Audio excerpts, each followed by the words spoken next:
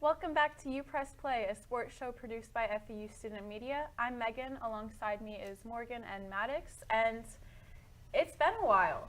We're live streaming on OwlTV's YouTube. We haven't been back here since, I think, Maddox, the last show was November 23rd or something like that? I think so, yeah. It was like, as you were saying, before our show, it was like a week before, a couple days before Thanksgiving break. It was right before Thanksgiving break. So how was your guys' Thanksgiving and Christmas? Thanksgiving was good. We went to my grandma's house and everyone was in charge of getting different foods. And apparently no one got stuffing or mac and cheese. I was so mad the entire time. I was like, dude, I would not get the two on the best sides for Thanksgiving. Well, that's awful. Mac and cheese is a great side, but stuffing, no, not so much. Hit or miss. But I was actually really happy this year. I made the mac and cheese for my family. Normally we don't have it. And I was nervous because that, like you guys said, that's a big dish. Oh, wait, did you and it was the only one that got finished. Wait, so. did you have the quail or something? Because last time we were doing our draft thing, if anyone remembers from our last episode, doing a little Thanksgiving food side dish draft or whatnot. I think you said something about I had the Cornish hen. Cornish hen. That's I had it on Christmas Day with my family, but for Thanksgiving, my uncle smoked a turkey for the first time. It was it was good. Yeah, my Thanksgiving, I actually stayed here. I didn't want to go back home. It was too much work. I don't have a car. Yeah. So we just stayed here, and then for Christmas break, I did go back home, and I met my family. Went out to eat. I had a great Christmas. Yeah, that's great. I took a week off from my job and I went back, but most of the time I was just down here working over winter break. But I'm excited. This is my last semester, so I'm looking forward to seeing how everything goes this year. And I'm taking multimedia practicum, which actually it kind of stinks because the class is in Fort Lauderdale, but I'm excited. We get to completely just have creative freedom over the project that we work on. Like last semester, he said someone made a video game. So I don't think I'll be making a video game. Wait, is that one of those classes advanced broadcast journalism or you can take Yeah, it's one of the final ones. Yeah, it's either you take advanced broadcast or practicum. Because you said practicum is in Fort Lauderdale. I also don't have a car, so I don't think I'm going to Uber to Fort Lauderdale. There was one in Boca, but it just got filled up. Are you guys looking, do you have any classes that you're really looking forward to? Yeah, I have a couple of classes. I already completed my sports studies minor, but I'm taking a couple of classes in that. Still some classes on studies minor because I just need some electives. And a lot of the classes for my major are already either filled up or are not available this semester. I wanted to take photojournalism so bad. It's not available this semester, which I don't know why. So luckily my two main classes I needed to take were available, but one of the classes I'm taking is a live sports production, which is I'm going to the games and this past game for the women's basketball game against UAB, for the entire second quarter I worked on camera 3, which that purpose was just a focus on the coaches, the sidelines, substitutes, everything like that. So I did a little bit of that. That was fun. So that class, we just go to the games and whatever assignments they give us, hey, this game you're going to be doing replay, learn replay. You're going to do graphics, learn to do graphics. And it's really fun. I'm also taking sociology of sport, which that class was good. Again, it's very similar to my American sports history class. Lots of stuff we're going to be talking about is what we already kind of discussed. But I'm just looking forward to it. I mean, I think he said we're doing a paper or something at the end of the year, which I have a lot of classes wanting me to read and write. So that's going to be kind of a pain. But for that class, if he does, when I took it, he allowed us to do a opinion piece. Yeah, he said for our final one. He said either do that or some presentation where present in front of the class 5 minutes. I'd rather do that than write a 6 to 8 page paper about the book or whatever. So what about you, Morgan? You have any? I have a lot of classes that are also reading and writing. Yeah. I guess the one I'm most excited about is actually my elective, creative writing, because it's different from journalism writing. Okay. So it's like exploring other writings Yeah. that I have to do, which seems interesting to me. I mean, I think that's like the real like struggle with like, or like the kind of double-edged sword with like the multimedia journalism, like the journalism like major and Yeah. as a whole. So like, of course you love to do writing and whatnot, but also like so many classes focus on just writing or reading, where it's like, Yeah. I don't like spend time, my free time, like just reading a whole bunch of stuff or catch them on homework or try and work on assignments, like doing Yeah. a bunch of writing. I want to like have free time to do something else a little bit different. Yeah, this should be your guys' like last semester with classes that are focused around that though, because now most of mine aren't, and they're more focused on broadcast and different elements like that. Yeah, because I have like you have 2 more semesters left. But I think like the other like main stuff in the core is like the multimedia stuff, the advanced multimedia. I forgot what else was also like one of those like required classes to take. But like those 2 like required you have to take. But yeah, I think like these are probably like the last classes really to do that, because for Nick, who's our station manager for radio, he took like a multimedia class last semester, and he said it was like 8-week class. All they did was just work on a like interview someone, like edit it and whatnot. It's more like a audio journalism type thing. Well, I think that's a good little catch-up session for Mhm. all of Yeah. us.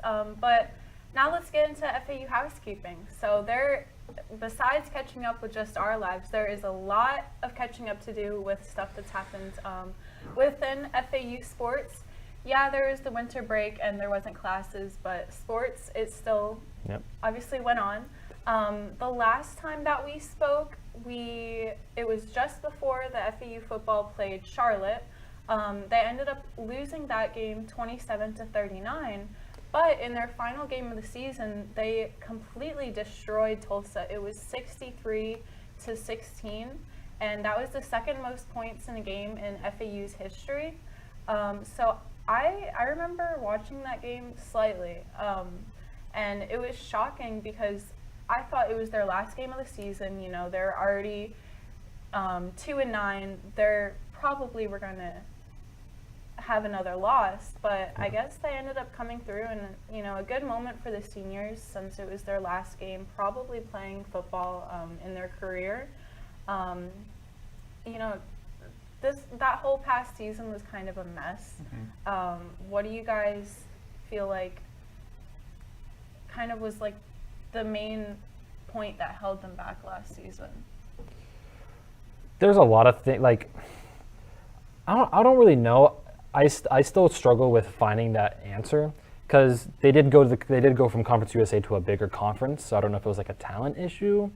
But then Tom Herman did get a lot of guys from that like talent pool that was supposed to be higher than Conference USA, then didn't really work out.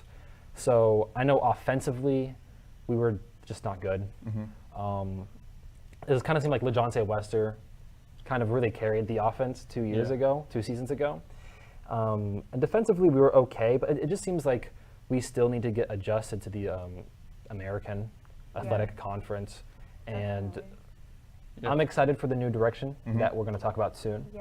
And so speaking of new directions, they actually, 3 days after their final game against Tulsa, they announced Zach Kidley, right? Yeah. Kidley, as the newest FAU football head coach.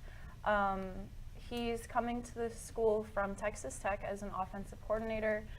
He worked there for 3 seasons, and he's produced some of the top like offensive passing programs in college football during his time there.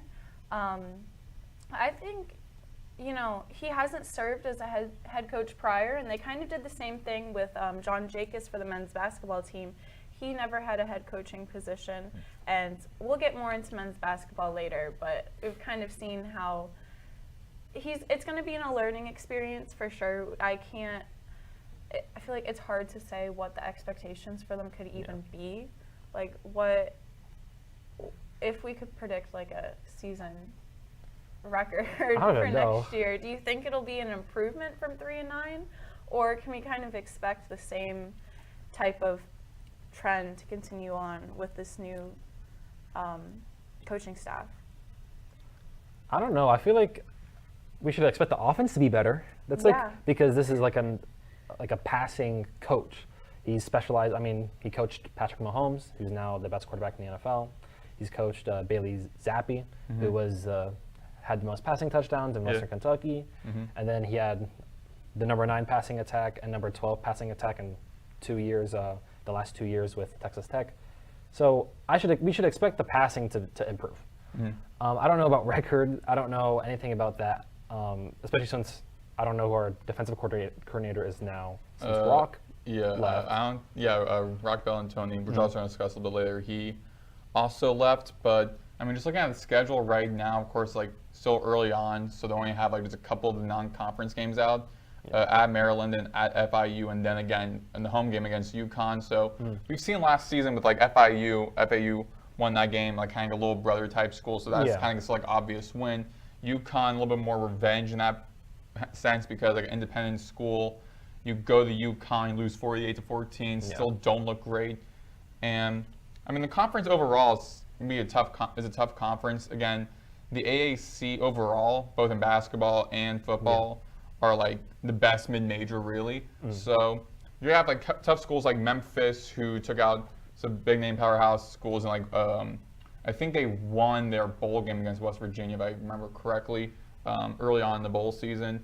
Tulane they have a lot of great teams in the American, but also a lot of new head coaches as well. I mean, I know all the schools with their mascots named Owl in this conference all have new head coaches. I think Charlotte also has got a new head coach. I think East Carolina, and I think they might have kept their head coach.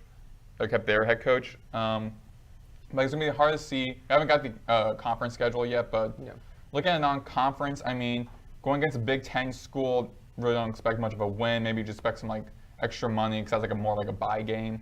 Then you got like going against FIU, little brother. Then at home against UConn. That's really like a game you want to see FAU like get redemption on. So too early to tell with the schedule what this team's going to look like. I just feel like going to that introductory presser for him about him. I went there with Owl Radio. Just listening to what he said, like he just wants to improve offense. He says our special teams are going to have our best players on them, which is very critical because special teams make special players. And that was like the biggest problem overall, I think unanimously, from all fans, all critics, and people who watch FAU games, was the offense was the biggest struggle. So now I got offensive-minded head coach. Granted, Coach Herman was offensive-minded, but again, just really don't know what the whole problem was with the team past couple of years under Herman. Because again, talk about like the offensive coordinator wasn't that great, or maybe it was a play calling, or just something. Maybe there's just again the overall consistency as a unit, just them being together, maybe not working out that well. But I think having someone like Kidley, who again, granted first-year head coach, but having him has experience coaching some great quarterbacks like Bailey Zappi had like a terrific year at Western Kentucky. Patrick Mahomes, who really no like other explanation about that, but he coached Patrick Mahomes. So him having that arsenal offense, more of a passing offense, which you want to see for FAU, because the run game is the strongest part for FAU. But quickly teams knew how good our run game was. They were able to stop that and rely on the offense, which was not many receivers during their recruitment. Some of their off-season transfer guys. I mean, they got a quarterback. I'm trying to remember his name. Kason Veldkamp, who actually was at Western Kentucky, who played in the Boca Raton Bowl in Boca a couple days prior. His also his top receiver, I think Eason something, for his last name as well. His like top receivers also joined FAU. So we're getting a lot of key guys on the offensive side and more on the receiving side, which is great. Now we just got to see how that develops. But I mean, again, I thought under Herman the team was going to be great. Like before his first year started, I thought it was going to be great because Herman decorated resume, team's going to do well. Didn't. So now we're just going to see under Kidley what is it going to look like, because I'm about to enter my senior year and I'm going to have 3 head coaches that I've covered for student media. That's so absolutely, that's crazy. Yeah. That in your 4 years at FAU, you'll have experienced 3 different coaches. Yeah, so I'm interested to see how Kidley separates himself from the others. Yeah. I'm glad that you said consistency because, last season it was like they had those games where against Wagner, I know that it's obviously a lower school, but they did great against Wagner. I mean, the first half it was North, first half they were up 17-10, which is kind of slow. The second half they really won. But also against North Texas, I felt like that North Texas game was the most that I've seen the team just come together and actually play from an offensive standpoint. And that brought some optimism to me too. But what I learned as like a student over time here for FAU, just seeing for the football team, is you just can't be too optimistic overall. Because Meg and I for last semester, or our first show back in the set with JD and Cameron, who now both graduated, we were discussing, okay, look at the schedule, what do we think our predictions were? And everyone was like, well, new college football playoff format, maybe FAU could get to the playoffs. But looking at the schedule and seeing how well the team developed after their first year with Herman, typically first-year coaches, not that great first year, some a little bit different, like with Kurt Signetti, how that situation was. But some typically, first-year head coach is not that great. First year, second year get a little bit better. So we assumed, okay, second year going to be great. One of the easiest schedules for all of college football. Okay, some upside. All of us were saying about like possibly an 8-9 win record, and all of a sudden drastically changed. But also, I distinctly remember saying that I did not think they would get a bowl game. So but we also, I just want to make that clear. I didn't have faith in them. But we also have seen some upside during the season. We've seen against like FIU and Wagner some wins, but again, those are not really tough opponents. And then playing against teams like UConn, which I also predicted was like, oh, they will take out UConn because it's an independent school. We don't really know much. I never seen many UConn games, so we didn't know what that team was like. All I knew was basketball school. They got a football program. Typically, when you're more of like a basketball school, football program ain't really the best. But like saying that, I was like, okay, that'd be a win. And then they lose 48-14 against UConn. A lot of their games, which they should have won against, they got blown out. I saw the East Carolina game. They were in I think it's like Greensboro where they're at. Against Greensboro, and first quarter, East Carolina puts up 21 points. So it's like, okay, this team has some upside with North Texas game. Though they lost, they had a lot of consistency. They both look like an actual team, full unit, all sides of the ball working together. But again, like North Texas had one of the best offenses, scoring offenses, passing offenses in the league, not in the league, in all of college football. So of course, we really didn't expect that to be that of a win. But thinking, okay, you put up a great fight against North Texas, and you led for a couple of times in that game. Okay, maybe the next couple of games on the schedule. Okay, now we're all working together. Now Herman calling the plays. Now this team will be good, and it just never did. So it's really hard to try have some upside. It can be hard to say, but try and find upside for the team because this team can be a roller coaster. It can be playing great games and playing against. Then the next game they're playing completely bad, and it's like, why is there a program? It's okay. You can say that it's hard to have faith in them just based off of what we've seen. Luckily, well, I guess that sounds mean to say luckily, but I won't have to cover FAU football next season. So hopefully for you guys, are going to watch some? I'm pretty sure you're going to watch some games. You're going to try to head out to the stadium. I'll watch it. I mean, I have no idea where I'll be, but we'll see. But anyway, besides getting a new head coach, Rock Bellantoni is now leaving FAU. He's going to Auburn University to become their next offensive lineman coach for the 2025 season. Offensive lineman? Yeah, outside. Outside linebacker. Outside lineman, yeah. What'd I say? Offensive lineman. He's a defensive. It's our first show. It's our first show back. The second week of the semester. But I'm still getting used to in this new role as the host. But yeah, Auburn's assistant director of communications for football confirmed the news to Angelina Martell, the sports reporter for the UP. I'm like shocked by this because obviously he was initially fired when Tom Herman was let go along with Ed Warner. And then a week later they brought him back. Everyone was all excited. All the players were excited. He played many men when he said, "I'm back." That was the coolest thing ever. That was so awesome. He had that tweet where he said, "I'm back," and now he's leaving. So I don't know if he kind of was like upset that he was let go and then got brought back and then had this opportunity arise, and that kind of played into his decision. Yeah. I'm thinking that he just got an opportunity at Auburn. It's like, it's a bigger program. Yeah, SEC school, you want to do that. Like, I thought that too, like, because when he initially got fired, I was surprised by that. And I forgot what I tweeted, but I remember being like, this is really surprising. You're going to see how the team moves on, because a lot of the players were responding to like, wow, they let go the best coach on that staff. So I was like, wow, I'm going to see how that camaraderie with the team, that trust in like the not front office, that trust like the head coach and whatnot. After like their best head coach, that a lot of the players said was let go, and then he came back, and everyone's like, okay, maybe he might stay. I thought for sure maybe Killy might maybe kept him just like what Herman did when he first got here, being like, we're going to keep like the 4 coaches a lot of players know and like, and then I'm going to build around the rest of that.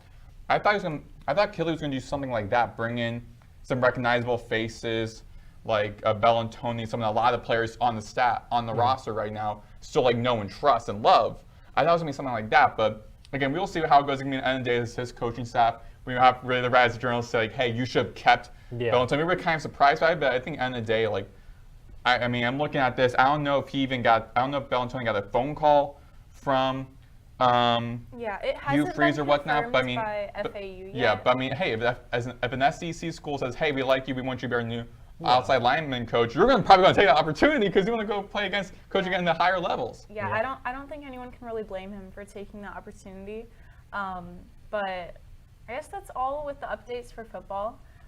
So that'll be our last football news unless anything crazy happens within this off season. Unless Ray Lewis becomes a new defensive coordinator or something. That is not going to happen.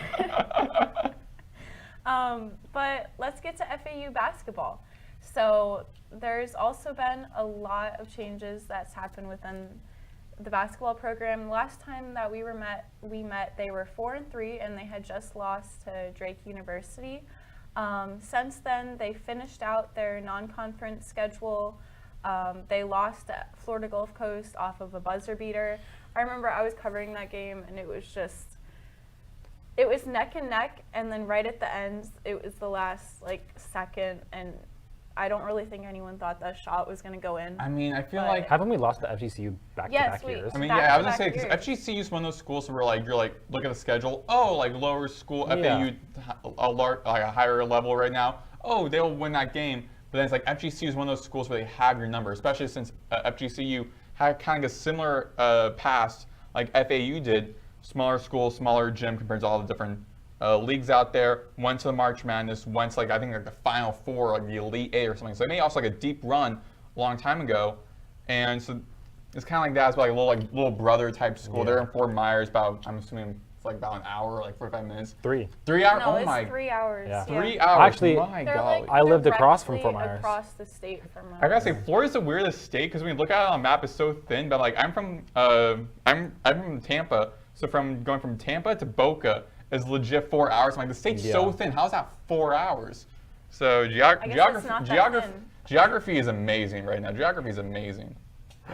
But yeah, then after FGCU, we beat FIU, Jacksonville, and Texas State. Then we lost to Michigan State by 17. They lost to Michigan State by 17. I can't say that I was really shocked by that, just because Michigan State. I was just saying Michigan State. They're a basketball school. Yeah, they're a basketball school. They have Tom Izzo. They're the basketball school. Plus, there's a little bit difficult. It's kind of difficult for seeing a team like FAU very new as a roster to play against Michigan State because, as you were saying, I think it was you or JD might have said last semester where this non-conference schedule was built by Destiny Mace. It was built for a team that had all that experience and whatnot, and again that camaraderie as a unit, as a team.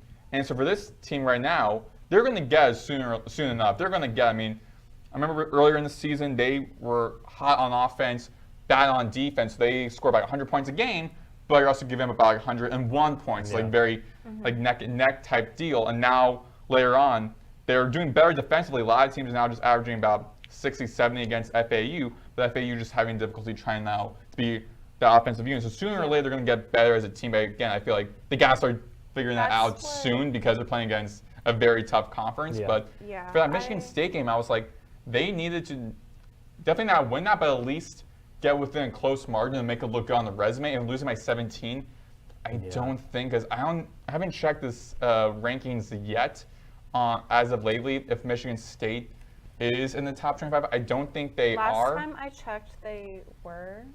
They're first in the Big Ten. Oh, first in the Big Ten. They're ranked 16th. Oh, 16th, yeah. So I mean, if they were close against, if they because they lost by 17, they lost by 5 or whatnot. Then I think I got a lot more optimism. And that's why I like the beauty with college sports overall is because both football and basketball and other different sports is you're rooting for those teams that you either lost or won against to make sure they're doing well.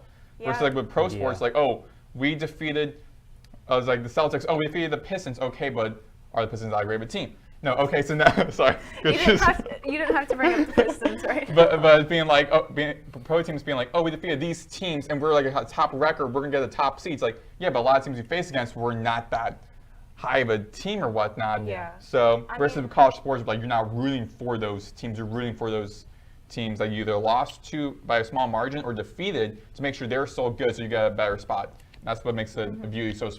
That makes the beauty of college sports. Those 2 dunks by Michigan State's Cohen Carr, you know what I'm talking about? Yeah. There's like 2 electrifying dunks. I was like, oh my goodness gracious. I mean, yeah, they're ranked first right now in the Big Ten. They're tied with Michigan, actually. So Vlad is going off. Yes, Vlad has been doing very well this season. I feel like a lot of FAU's the former players that transferred out, they've all been doing pretty successful. It's kind of cumbersome to see that, but also it's just great also in the way to see that because you're like, dang, if they just stay at FAU, that'd been great. We have like a couple of draft guys, NBA players on our teams, but also it's like, it makes sense. I mean, Dusty gets a job, of course, better job at Michigan with like a bigger conference and whatnot. Okay, someone like Vlad wants to go and follow him, that makes sense. Then it's okay, well, John L. and Elijah, like, well, I'm gonna go play against bigger schools in a bigger conference. Then they go against Arkansas and Florida, and then like guys like Giancarlo going to Charlotte. I don't know why he did that, but and you got like Nick Boyd going to San Diego State, which really was like a gut wrench move for him. But again, you want to see these guys succeed, but also it's kind of like I want to see them succeed at FAU. I wish I would see that, but it's great to see them succeed those different leagues because you know.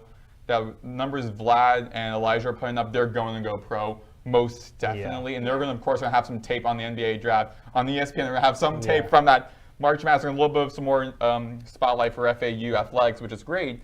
But also just want to like have a player go pro from your school because the only one that I can think of is Yolanda Griffith, who is in the National Basketball Hall of Fame, and she played for the women's team back in like the late 80s, early 90s, and she ended up becoming, went to the NBA and then ended up becoming a National Basketball Hall of Famer. So that's, again, great for FAU athletics, and great for FAU women's basketball program, which we're also going to discuss a bit later. But I think for the men's program, it's like you really want to see some of them go to the NBA. And we have a lot of those players like John Nell and Elijah and Vlad who are putting great numbers. But at the end of the day, from a mid-major to then going to the NBA, you're probably going to like the G League or something. Better have an opportunity to play. For your last season against these tough schools and these tough conferences, SEC has like I think 8 or so teams in the top 25, with Florida being one of the best teams in the country right now. And Elijah playing a huge factor in that as well. I've seen some Florida games. He was playing up like 20 points, so he's doing great there. Vlad playing great numbers for Michigan. And Michigan's already doing a better year than what they did last season with Juwan Howard. So I mean, you're glad to see them succeed, but again, you just wish, like, man, they just say that FAU, but again, you understand, like, the metrics of it. Like, they did, then going to be in the G League, not get a starting position, not go to the NBA really until, like, 2 or 3 years later versus them wanting to go now. It completely makes sense. If we were all players, I think that we would take the opportunity to leave and go play for a higher level of basketball. I mean, there's also some mid-majors where like at high level, like you go like to Memphis or Gonzaga, you're going to probably get like a starting NBA position possibly. But obviously, everyone kind of looks at the big name universities, and that's what stands out. Even though obviously FAU had their success back when they went to the Final Four, there's those mid-major teams that do have moments of success, but these larger schools are the ones that historically have continued to. You constantly see them in the tournament. Yeah, especially with John Nell, because he was saying he went to Arkansas because of John Calipari, who produced a lot of NBA players who are killing it right now in the league. He produced a lot of those players, but also like John Nell, again, he just came back from some injury, kind of struggling a little bit offensively, and that's because Arkansas is almost an entirely new team. I think only like one returning player. Everyone else left. So John Calipari is bringing in guys from like Kentucky and whatnot, and from other SEC schools. Brought in Thero, forgot how to pronounce his last name, that guy from Tennessee, who's also like one of the top teams right now in the country. So bringing in guys from also these other SEC schools, it's been kind of hard trying to figure yourself around that roster where John Ellis becoming more like a bench player versus where he was at FAU, a starting player, which also is kind of that a double-edged sword when you're going from a mid-major to a larger school. It's like, hey, I'm a top guy here, but if I go to this mid-major school, I might get some more playing time, or I might just be put into the bench, not get much playing time. What do I want to do? So yeah, but anyway, after the Michigan State game, they continued on and they started AAC play. Their first American Athletic Conference game was against Memphis on January 2nd, where they got blown out. Yeah. Like, completely. It was bad. It was 90-62. Morgan, you covered that game. What do you feel like just went wrong the whole time? Really, it feels like there's a few issues with FAU basketball that I see. One of them is they have kind of an inconsistency issue where they get hot really 1 second, right, and they have a good stretch, and they either take a good lead or they tie the game up if they were down, and then they go on like 4 minutes with 0 points and the other team has 10 points, right? The same thing happened with the UAB game. Yeah, that happened last night. Yeah, I think UAB had 2 stretches where it was like 12-0 or something like. Or, and the FAU was like 5-0, or like also like 10-0 or something as well. It's like both sides. Exactly, and it's like there's too much inconsistency with this team, just in general. One of the biggest things that I see though is that FAU has this thing where they're missing shots from like out on the perimeter, and they're gonna keep trying those shots no matter what, if they're making it or not. And I feel like sometimes we discussed this a little bit. They should maybe try to go hit the basket and try shots closer at the basket instead of just keep on missing perimeter shots. Their 3-point shooting that game was 16.1%. Yes, I think that's the worst that they have ever shot from 3-point That reminded me a lot of, I remember being in the newsroom when they played against Northwestern in the first round March Madness or first round exit, and they kept trying to shoot threes. Like, you're not going to get these threes.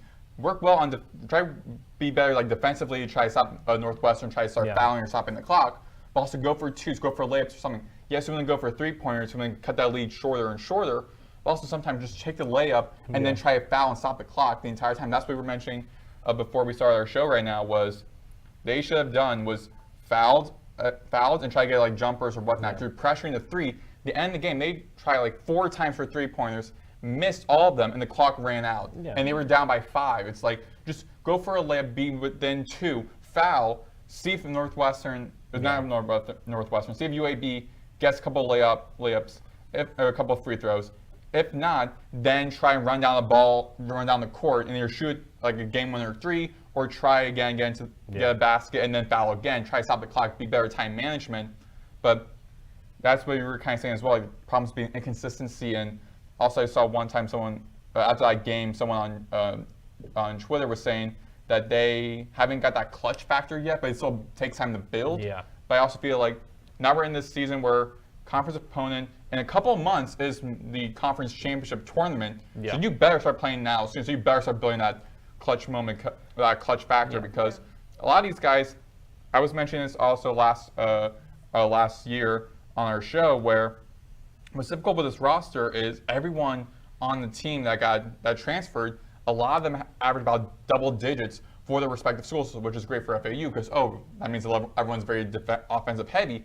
Problem is, not everyone's like, and that guy shared a ball, but another person who's at all these other guys averaging double digits as well. So again, the offense was great there, and the defense was bad. Now it's kind of even in a way where they're just having difficulty trying to score, but also be defensively. Like I've been seeing sometimes, like I think against the UAB game, it was like either Kiki or whatnot, whoever was like going for like a corner 3, missed it, and no one for FAU was around the rim for the rebounds. 3 UAB guys got the rebound. I'm like, so one of the problems was no one's also doing the rebounds. So there's some stuff they have to build along with that. But well, in the UAB game, they actually did lead with rebounds. They had 46 compared to 40. But I don't know. Now they're 2-2 in conference play. So they started out with a loss to Memphis. And then they went on and had a win against East Carolina, and then they also defeated Charlotte. And then last night they lost to UAB. It was 81-76. But in the Charlotte game, Coach Jacobs was emphasizing how he was really proud of their defense and how it was at 32%. And he was saying that he wants to focus on having less than 10 turnovers a game because turnovers has been a huge thing for them. Every single game, I feel like we're talking about how many turnovers they've had.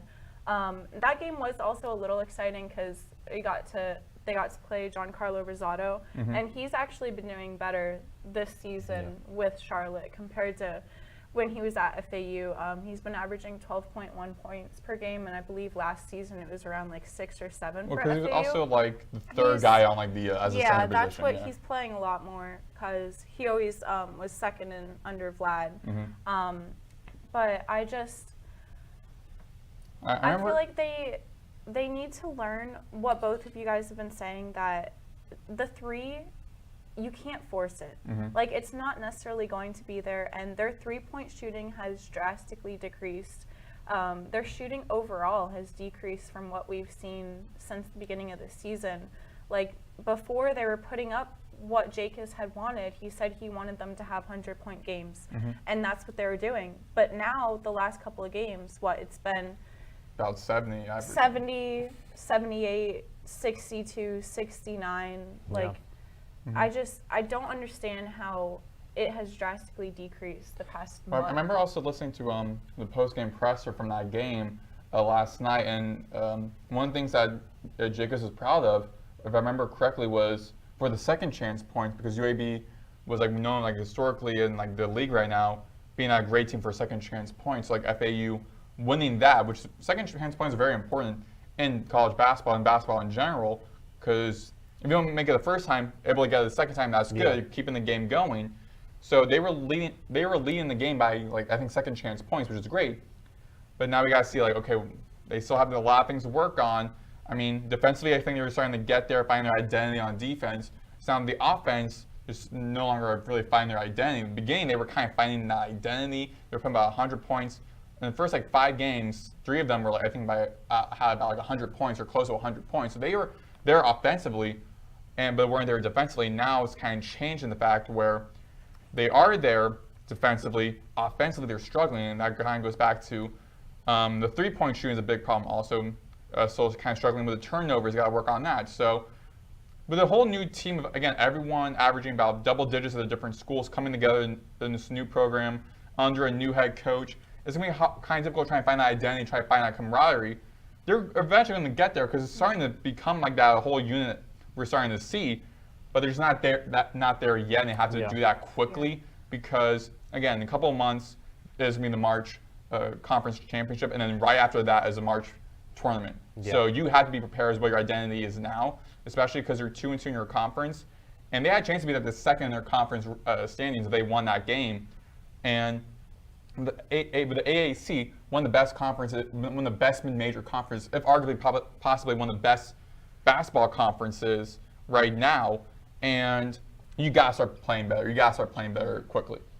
Yeah, but on that note, if you're a club or student organization wanting to promote an event that you're hosting, or you just want to promote yourself, DM UPress Sports on Instagram with 3 to 4 sentence paragraph, and then we'll read it live on the air.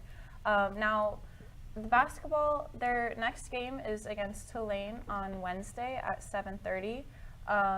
You guys have any predictions for the outcome of that matchup? I gotta look up how Tulane's doing right now. Tulane's are on the same. They're 9-8 Yeah. as well, 3-1 in conference play. It kind of seems like, besides maybe like Charlotte, like all the teams basketball-wise are kind of close together when it comes to like overall. I truthfully don't know. I know last year the Tulane games were really great between FAU and Tulane. I remember there was one game where we went to overtime, double overtime. Yeah. So I don't know. I mean, they also just played against South Florida this past Saturday, and they won 73-70 with one of their players, Woods, leading with 15 points. So, I mean, that's one guy you got to look out for is Asher Woods. 9.3 points per game, 1.9 rebounds, 2.4 assists. That's like a guy you want to look out for on that team. It's really hard because this FAU can be really inconsistent. So they can match up, like they can play well against Tulane, or they can just not come to play. So yeah, I think we could see a win out of that game from them, just because Tulane, like looking at how they've been shooting so far this season, they're kind of averaging what FAU has been doing recently, around like the 80-point range. So as long as their defense is on, which I feel like from a defensive standpoint, the team has been really improving. I think it's going to be a good game. I mean, both the teams seem pretty equally matched. Yeah, Tulane has the 3-1 record in the AAC right now, but I mean, AAC play just started, so I feel like it's kind of hard. There isn't really clear separation yet between the teams. But I guess we'll just have to wait and see how they can.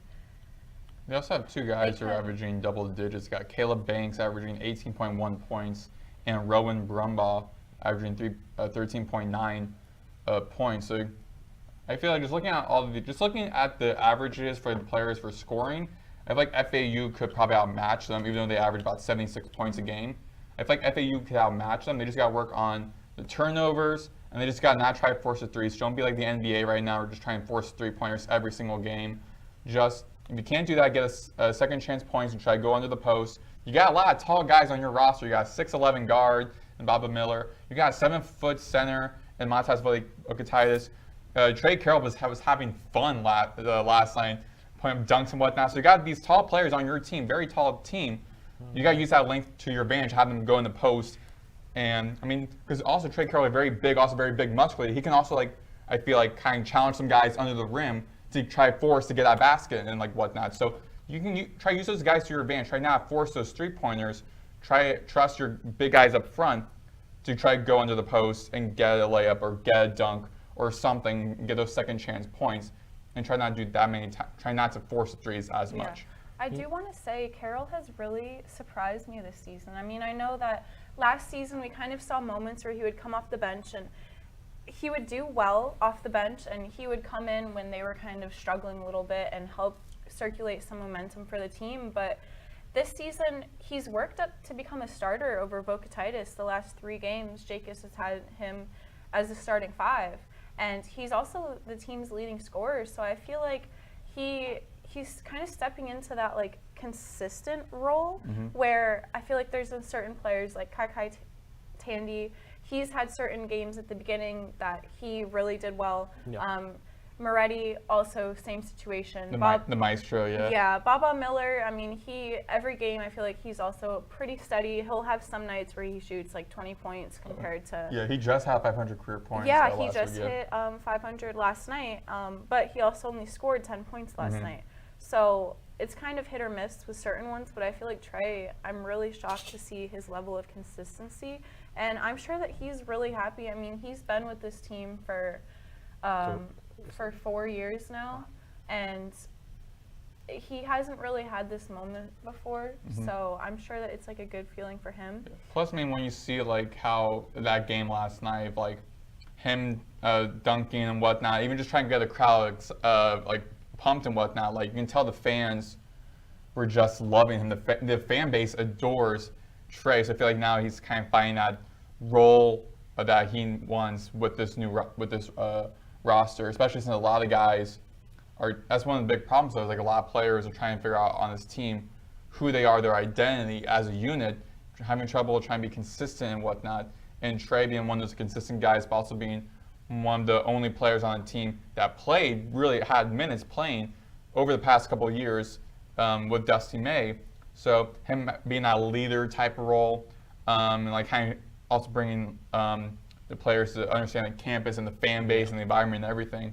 It's great to see Trey Carroll now getting a moment to shine for him. I think for the rest of this season, starting with this Tulane game, I think we just got to still build the chemistry, and even if it may not, be what we expected at the end of the season, if we don't make March Madness, I think that this is still usually when there's new coaches, it takes a year. Yeah. So we're talking about, But I feel like also college sports as it is now, where, and I think maybe not just even college sports, pro sports in general, it's you have to win now or you're going to be done. Because, we've seen right now for college football, Kurt Signetti brought Indiana from being at 3 wins to program high 11 wins first season they made to the playoffs. You're seeing coaches in college basketball right now, Dusty May first year in Michigan, and have to check their record, but they're doing right now. They're 5-0 in the Big Yeah. Ten right So now. for the first year, and they're already doing great. So now a lot of programs, I think, are now being like, if you don't win for us now within this year or the next year, then we're probably going to have to find someone else, because that's not how college sports and sports in general are going. Where the coaching staff's like, we can't rely on you to be here for like 10 years and not really get us much success in the postseason. We need you to win now or not. I feel like you need to find a balance between that, like, in all honesty, because you can't let people go too early, because you need to let things develop, especially since this is like an entirely new team besides three, 4 players. And you also can't let them stay for too long. Yeah. So I mean, they need to find a good balance. I feel like the window should be like 4 years or so. Like It's a little long. Possibly, but also like on Four. top. 4 or 5. Oh, you think it's a little It's long? a little long. Like, we should be starting to get 3 years. Like, we should be contending for like the AAC championship 2-3 years, I think. Yeah. Well, I meant like 4 years with if they're making a decision to fire someone or not. Like 3-4 years is I think kind of 2 to 3 would be good. Because I think the first Really? year, like, kind of like iffy. The second year should like start building your non-conference building, Like- like the roster should be. But also speaking on the fact of like again like overall sports coaches like winning and losing and whatnot. A little bit of like kind of off subject here, but so some breaking news: Mike McCarthy's now out as the Cowboys head coach. So I'm also seeing that too, where coaches like not having success the past couple of years, now we gotta let you go because. Not we need you to win now or never. That's what we're seeing right now across the landscape for college, for sports in general, where everyone's now starting to win, starting to do great with their first year or second year head coaches. Whereas like when I'm looking at my other teams, and not many are doing that. Now we gotta make a decision. The landscape's definitely a lot tougher than it was in the past, and just the level of competition, and now with NIL deals and all of the stuff that it's really exploded, but. Not every team is going to be the best. There, you know, there has to be the teams that are going to keep winning, and then the ones that are going to have the poorer records. So plus, also, I mean, Jake is like in his first year as head coach, who's also truly understanding an entirely new roster. So there's a lot of adjustments that FAU's been going through. With Jake is getting used to his first head coaching position, the whole new coaching staff aside from one, all the new players. You know, I mean, I feel like we're not being harsh, but we do have to understand like there's just so much changes that's happened. So realistically, 9-8 isn't that bad. Like, I mean, I think overall just having a winning record right now is great, but I feel like again sooner or later you gotta start working better on the being like finding that clutch factor, that clutch player. You gotta start really finding your identity now offensively, because we're starting to see how they do defensively. You gotta find how you're doing offensively and have that yin and yang type thing and starting to level out, because with this conference, a very tough conference, again, soon enough it's gonna be March, so you gotta be prepared now. But I think it's about time to kind of start wrapping things up. So there is a little bit more updates within FAU sports. The FAU women's basketball team is also 9-8, and they're 1-3 in the AAC right now. And with the women's volleyball team, in past fall, they actually made it to the AAC championship game after coming in at an 8 seed. And then it was a 6 seed. 6 seed, sorry, excuse me. That's good. But they ended up losing 0-3 to Wichita State. So, you know, they had a really great run last season. So be looking forward to seeing what they can do in the fall. And now with the spring, we have all of the spring sports starting. We have softball, baseball, beach volleyball.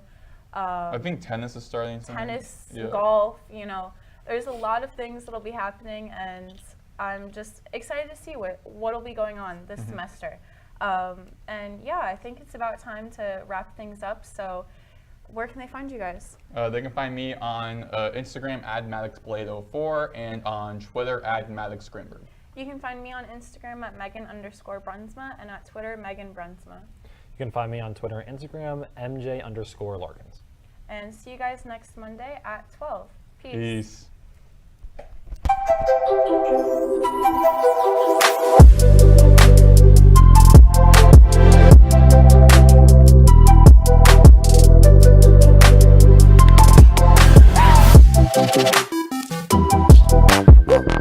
Peace.